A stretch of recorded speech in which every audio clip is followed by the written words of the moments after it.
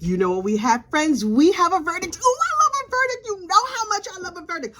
We finally have a verdict in the state of Iowa versus Alec Jones. Now, did Court TV air this when it happened? No, they did not. And to that, I say shame on you, Court TV, but that's okay. I went and I read a newspaper and I saw every single thing that happened. I read every single thing that happened at the end of this trial. So look.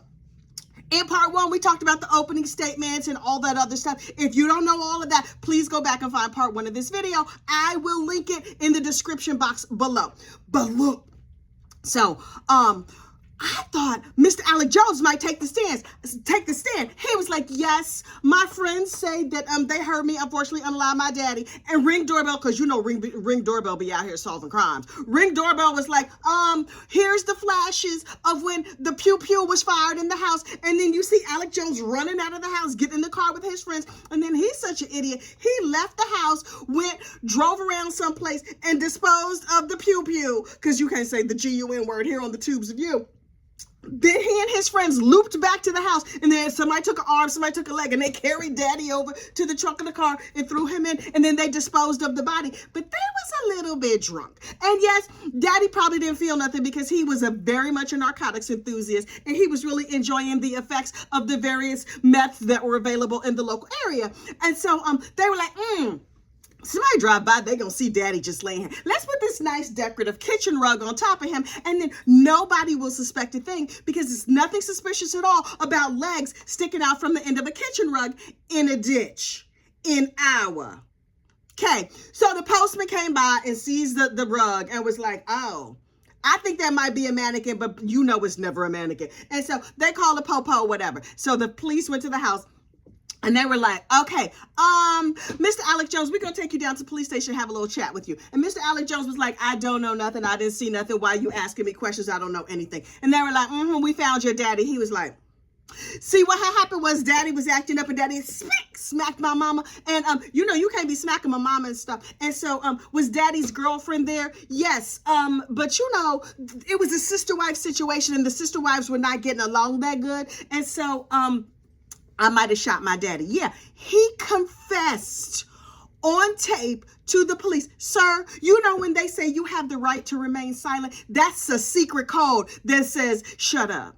You need to shut up. Commits to shutting all the way up. Shut up. But he was like, let me tell you the whole story on this police video camera where you have already told me, hang on. You have already told me I have the right to remain silent, and I understand that right. And I'm not going to remain silent. I'm going to tell you every single terrible thing that I did. And yes, my daddy was a narcotics enthusiast. And yes, the sister wife was a terrible person. And yes, my mama was home, but she ain't playing none of it. Okay. And so, child, I got a little amphibian living in my throat this morning. It won't leave me alone. Anyway, get thee behind me, amphibian. I have gossip to tell. Anyway. So, Alec confessed to everything on tape. Then he went to trial. Sir, why are we at trial? Oh, you got that nice suit and your hair is cut and you sitting there looking all stoic. Meanwhile, in my head, I'm like, but you know they got the tape of you, right? They got the tape of you? And so the defense attorney was like, during the opening statements phase, they were like, we will wait to make our opening statement. We will defer. And I was like, right, because what y'all gonna say? And so then after the state rested, the defense got up and was like, I don't think they proved anything. I mean, all they had is a tape of my client giving a complete confession, telling every single thing that he and his friends and his brother did to his daddy. And they explained in detail why Daddy is no longer on this mortal coil. And so we will now rest. And I was like, so he just knew he was going to go down, right? Did he think that the jury was going to hear all this and be like, right. Your daddy was a terrible person. Your mama said she was asleep. Was mama passed out? Is mama also a narcotics enthusiast? Your mother and your sister who were, wait, I can't even get my fingers together. Am I a narcotics enthusiast? No, I am not. They were asleep at the time of this crime. They don't know nothing, but they may or may not have helped you collect shells and throw them away and clean the house and dispose of material. They didn't do nothing. They weren't charged with anything. They gonna go free. They gonna live their happy lives well. They gonna live their deeply, deeply dysfunctional lives, putting money on your books for the rest of your life. So The family knew, but they said they didn't know. We don't know what happened. Okay. We know you part of the Ain't Ish Daddy Club. Some people got daddies that ain't ish. Some daddies are wonderful, wonderful.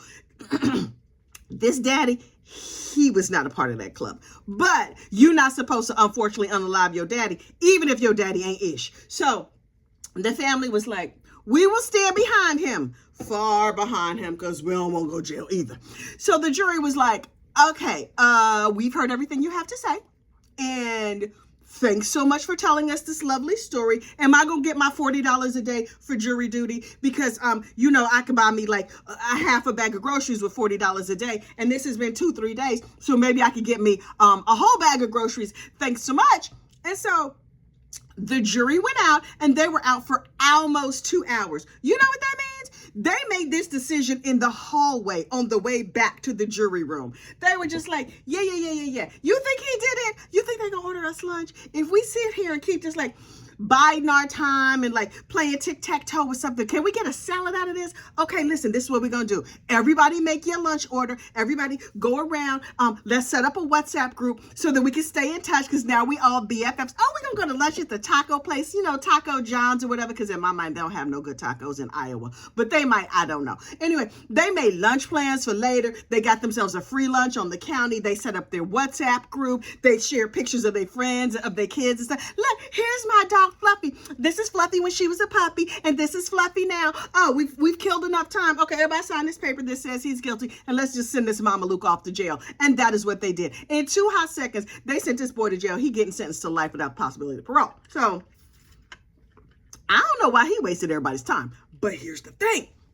His younger brother, who also helped with the crime, had his trial severed or whatever. So he's going to have a separate trial. Brother, what you gonna say at your trial? I hope you don't have the same lawyer. Sir, you need a plea. Brother who helped. Now listen, did the brother have the pew-pew? No, the brother owned the pew-pew that was used in the crime. And I understand that might be mildly illegal. I don't know how laws over there in Iowa work. I think they just hand out guns when you get in the first grade. But you're not supposed to use them to, unfortunately, unalive people.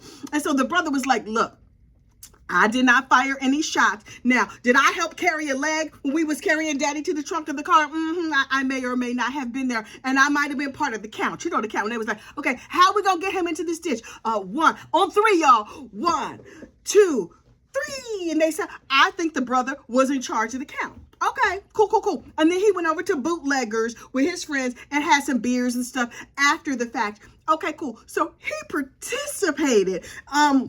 Should he get life? Should he get LWOP to life without the possibility of parole based on him buying the pew-pew and doing the count? I don't think so. But brother, if you're listening to this, which I promise you're not, although he got a sister and a mama in them, and they probably into gossip. Y'all tell me every single thing about y'all family, because I am looking at y'all crazy. But if you want to get in my comments and tell me that y'all was not narcotics enthusiasts, I will absolutely listen and share that information. But anyway, that brother who's gonna go on trial next, so take a plea. Take a plea. I'm telling you right now, take a plea. Now listen. Are you getting legal advice from a gossip? Yes. Am I a lawyer? Absolutely not. But I got some common doggone sense. And sir, if you got some common doggone sense, you're going to be calling up the district attorney and be like, please, can I have a possibility of getting out after like 10, 15 years or something? Because the way things looking right now is not looking good.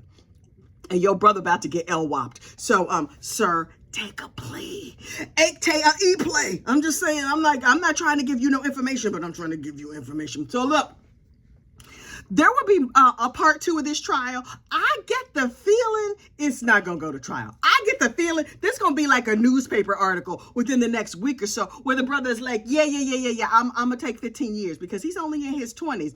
15 years, he still got time to have a life. He could go be like a plumber or an HVAC technician. He could still have himself a wife and some kids and whatever else he want to do because, boo-boo, your brother's life is over. Don't mess up your life too. And mama, what was you doing? What was the mama doing? What is the sister doing?